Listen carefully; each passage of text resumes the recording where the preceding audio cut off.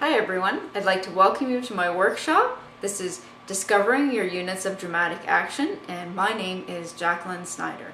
It's March the 4th, and this is the first workshop in our 6 workshops, helping us organize the meat of our books and really getting to the dramatic action that we want to be moving through our novels. The meat of our novels is comprised of 4 basic elements that I highlight in the course material that are really the basic essentials or elements that you use to create and come up with your storyline in the first place.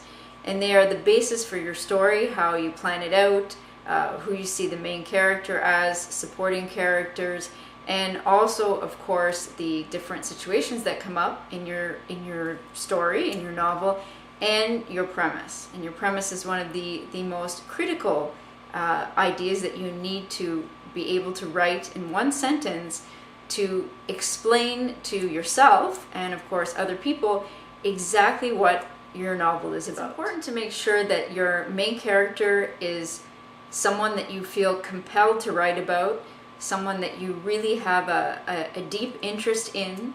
You don't really have to love them or even like them, but you should feel a need to tell their story, not only for yourself, but that definitely other people would be interested in reading that story. And then coming from that character, you can decide on who would be the supporting characters that would be supporting your main character throughout the novel.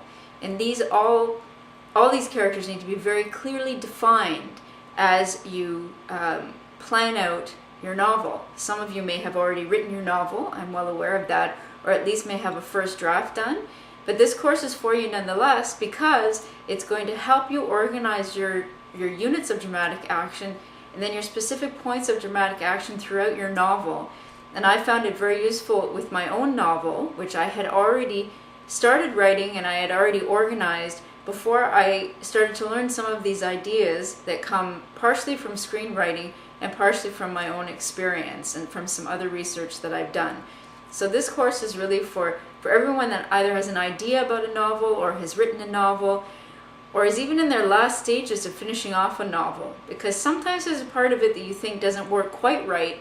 Well, this course will help you identify that particular. All the situations that surround your main character are all elements that help your reader get to know your main character better and the supporting characters.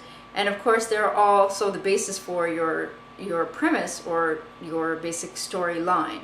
So the final thing that I do after I've chosen my main character, my supporting characters, and the situations that basically are going to come up throughout my novel, I sit down and I work out my premise, which is a 1-sentence idea of what the book is going to be about. And I've given you some examples of 3 different premises, and just to give you the framework for how these things work, and also to help guide you on writing your own if you haven't already done so. Because if you can't explain what your book is about in one concise sentence, then your readers probably won't be able to pick that out either, and that's definitely not the way to go. You know, you should know what you're writing about, and therefore your readers will know. You've come up with your premise, and you've been able to summarize clearly what the basic storyline of your novel is about. Then you can move on to organizing your dramatic units of action. And this is just summarizing what the action is or the situations that are coming up in the different parts of your novel. And in this one I use screenwriting as a great example because screenwriting tends to divide a movie script into 3 different acts. Act 1, which is about the first 30 pages, Act 2, which is about the middle, 60 pages, and Act 3, which is the last 30 pages. Now, obviously your novels may not be 120 pages long. They may be less, they may be a lot more. The idea to keep in mind when you're organizing your book is that the first quarter, or Act 1, is the beginning. The midsection is about half of your novel in content, and the last section is another quarter. So that's how you should organize the acts within your novel, however long your novel may be.